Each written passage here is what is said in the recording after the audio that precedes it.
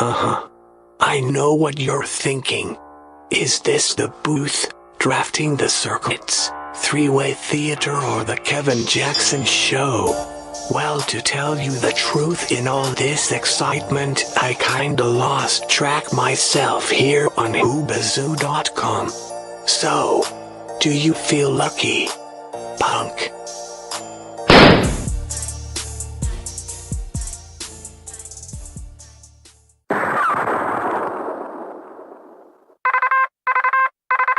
Oscar Mike Radio. Come in, Oscar Mike Radio. Sinister One, this is Oscar Mike. I have you, Lima Charlie, over. From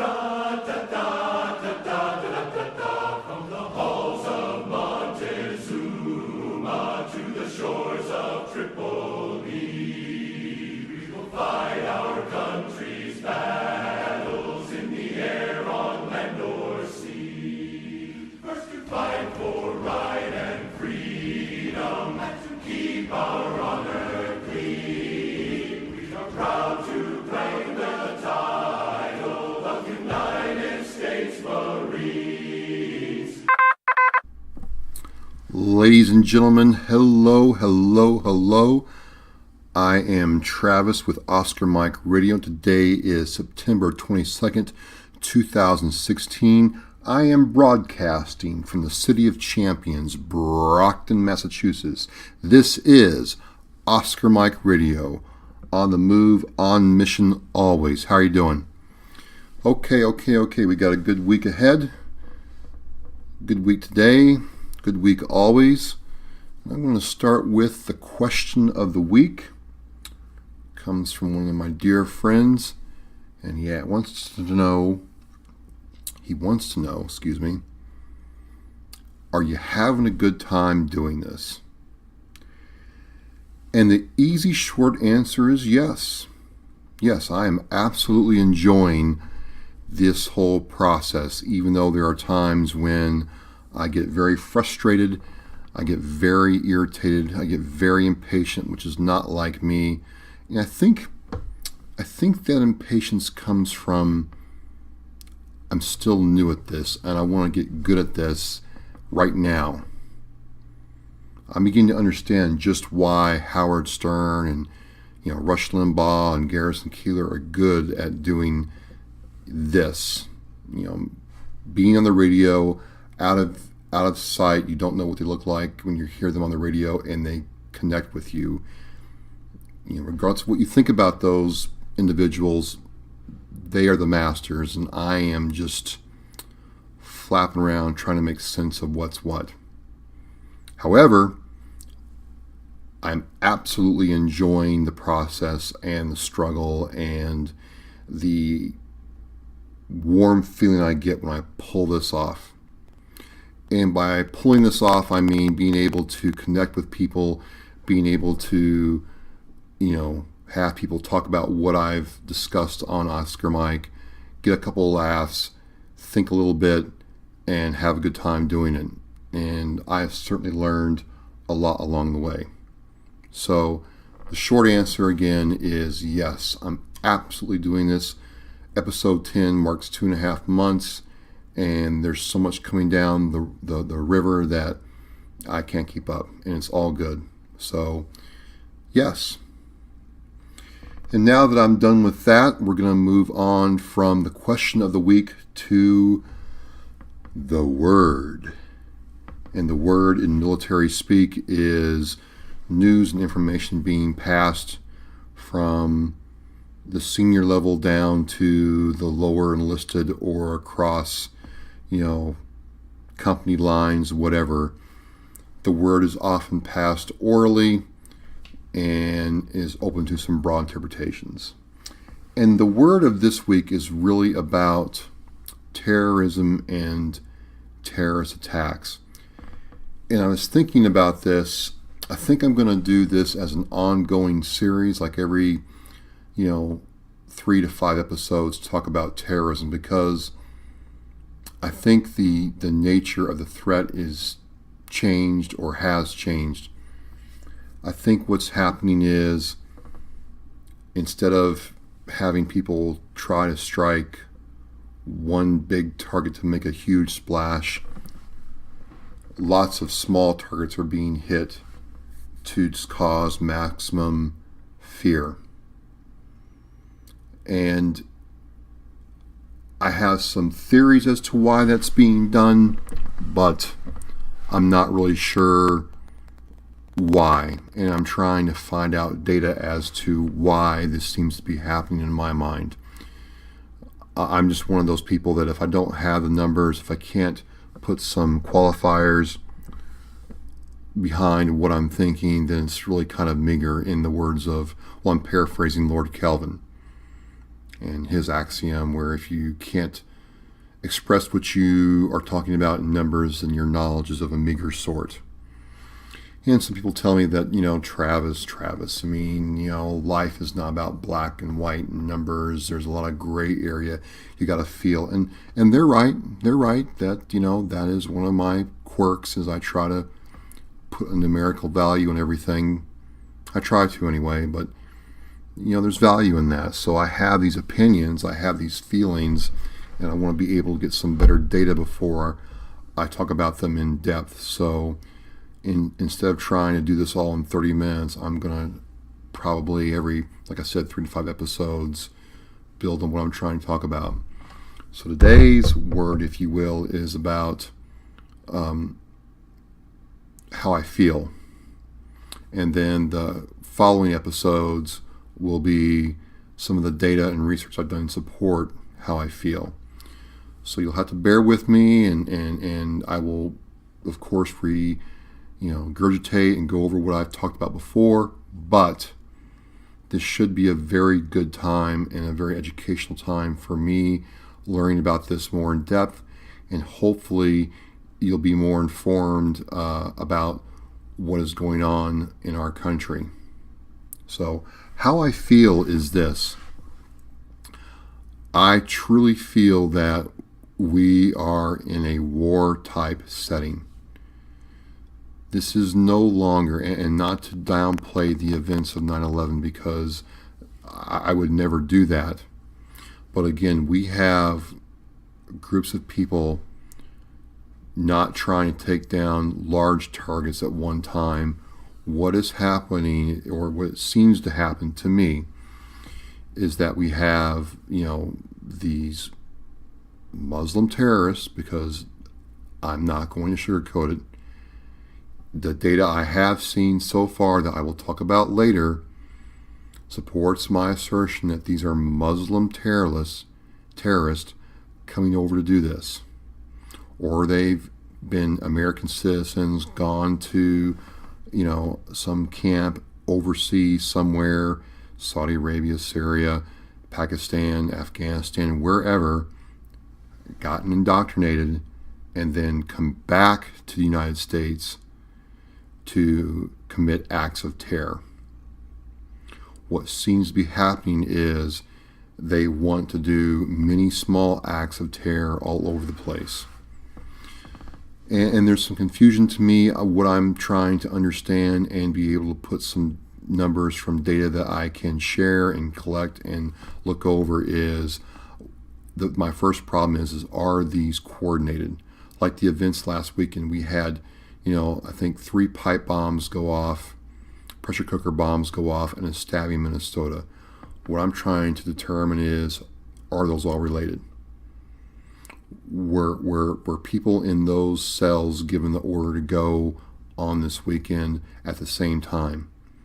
It certainly seems like they could happen, but I'm not sure.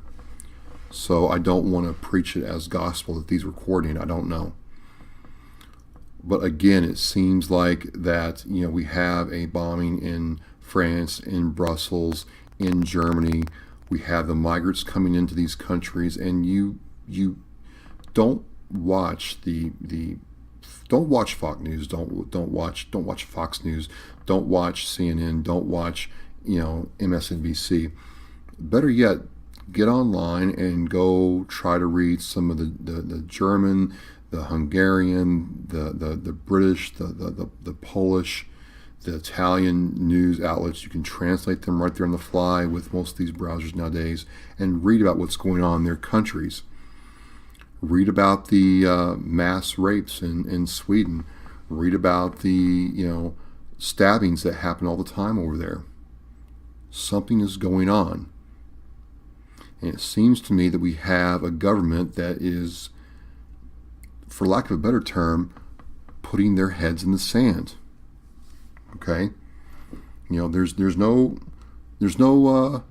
problem here, folks. Look the other way. Nothing to see here.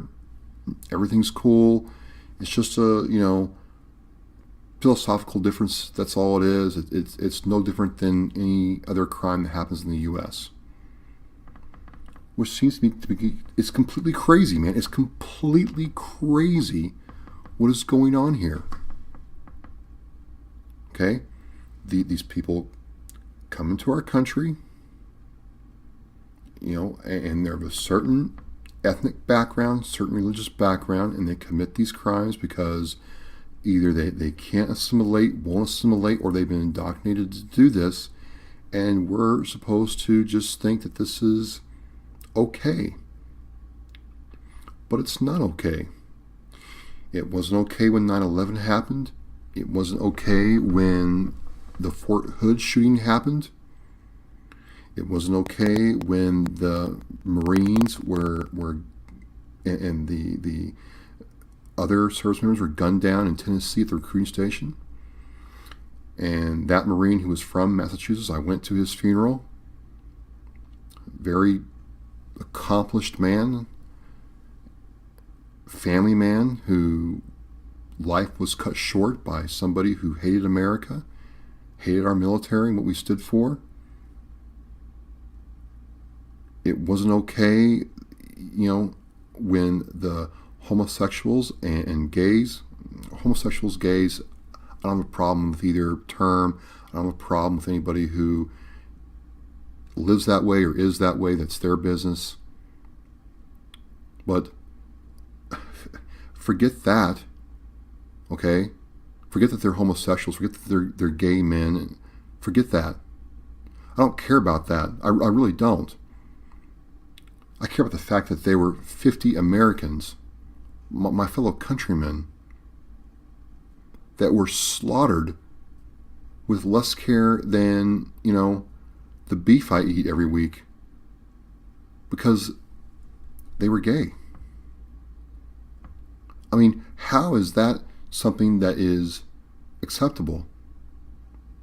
And it just seems to me that the Islamic faith really condones that. Because here's what else I'm thinking that kind of exasperates the problem, and I might get in trouble for this, but it just, again, this is just how I feel.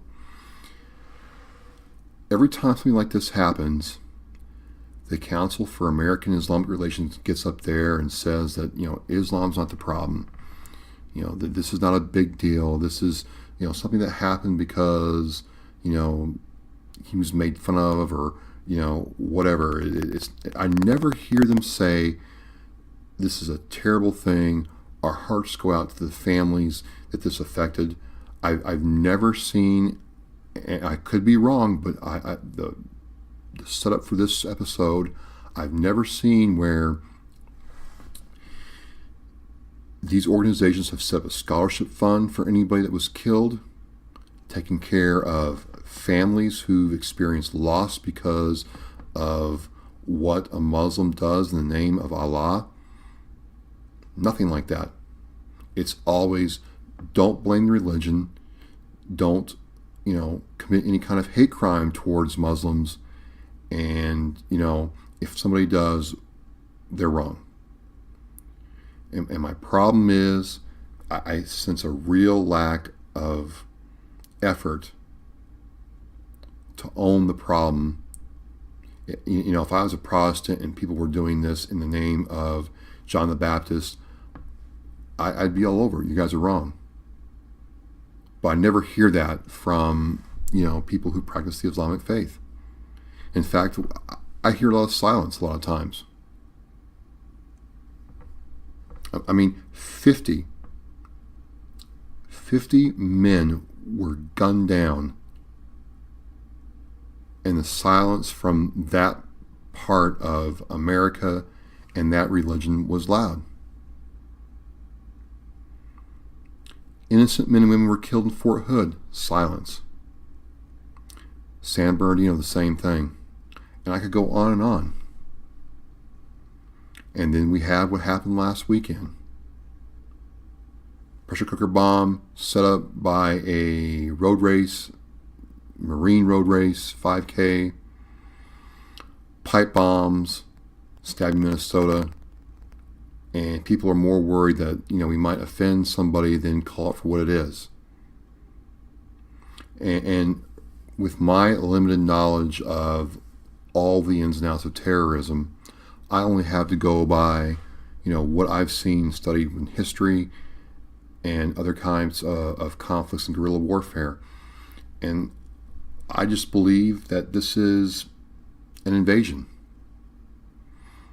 Maybe not, we're not going up like D-Day with amphibious landing craft, with our shores being prepped by naval gunfire and aircraft bombardment, but we are certainly being attacked in our own country by people who we've let come in here and for whatever reason, whatever methodology, hate us. Okay? Now, I'm not saying that the Protestant faith, the Catholic religion, all those are squeaky clean, because history shows a different side of that kind of faith. Protestants weren't squeaky clean, Catholics weren't. Other faiths have their problems, but I don't see these faiths saying it's okay to kill gays, homosexuals, and lesbians. I don't see that. I don't see other faiths saying, yeah, if your wife's getting out of line, you can tune her up, you can spank her, smack her, as long as you don't beat her too bad where she can't walk. Well, then it's okay. If someone makes a joke about the Prophet Muhammad, you can kill him. Yeah, no problem. I mean, there's only one religion that's doing that. And it's not, St. Anne's Church. It's not coming out of St. Anne's Church, in any town in the United States. It's not coming out of your local Presbyterian church. It's not coming out of the Hindu temple or the Buddhist temple or the Southern Baptist Church in a place in the South. So we have this mindset going on. And I don't know if you're like me, but I'm shaking my head trying to figure out why our elected officials, who, remember folks, they work for us, okay? We don't work for them, they work for us. And as far as I'm concerned, from what I've seen, most of them do not care about us Americans. They're more worried about making sure more immigrants, refugees, come into this country unchecked and unfettered than protecting American lives. Now, again, I could be completely wrong about this, but I am just going by what I've seen in the last 72 hours with regard to our president, the Democratic nominee for the President of the United States, Mayor de Blasio, and others who just don't seem to care about Americans. They just don't. And if I'm wrong, I will get on a following episode and do a mea culpa and admit my transgression. But I'm sorry, I don't see how I'm wrong. I don't see how I'm reading this the wrong way. I'm not hearing, hey, we're going to shut our borders, we're going to revamp our immigration and naturalization process to make sure we can try to address these risks before they get into the United States. We're going to make sure our law enforcement officers and FBI and ICE officers and everybody who, protects this country has the same information so we can make the best decision about who is a threat to this country. That's what I'm not seeing. I'm seeing a lot of talk. I'm seeing a lot of apology. I'm seeing people who don't want to call it what it is, but it's a mass murderer at best or terrorist invader at worst, in my book. I mean, and again, if I'm wrong, if I'm absolutely wrong about this, then show me where I'm wrong, and I will certainly correct it. But in my mind, where I'm standing right now, the tipping point has been reached for me personally, and I believe that we are being invaded.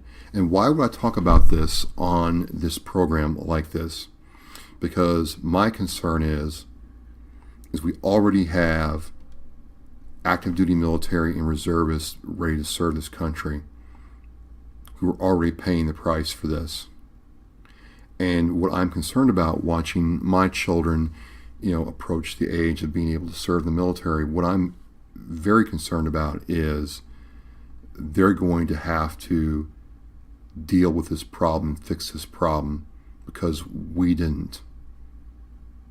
And they're going to pay for our laxity in this matter. And that's going to cause problems. And the whole point of what we were told was going on in Iraq and Afghanistan was to fight the enemy over there so we would not have to fight them over here. And that's not happening. Okay? That's not happening at all. So I'm just drawing a blank. I'm concerned. I don't want to see more of our children, our sons and daughters, nephews and nieces, grandchildren, having to pay the price for our failures. And when you've seen some of the prices, or is that even right? When you've seen the cost of what we have done so far, or at least I have in a very small way in some areas, it's not something that I want to see happen again. I really don't. So all I'm asking is, one, if I'm right, let me show you how I'm right, or how I think I'm right. And two, if I'm wrong, show me how I'm wrong. Not anecdotal evidence, but facts and figures and data, how I am wrong, and I'll own it. And that's where I'm at. I've seen too much to ignore this. I mean, we're lucky that no Americans got killed last weekend. Think about that. No one got killed with those pipe bombs. That brave off-duty police officer took down that, savage terrorist in Minnesota. Thank God he was armed. Thank God people said something when they saw something. So that's what I'm going to do, is probably a couple episodes from now, I will start doing shows that, where I've gone out and gotten the data to support my theories.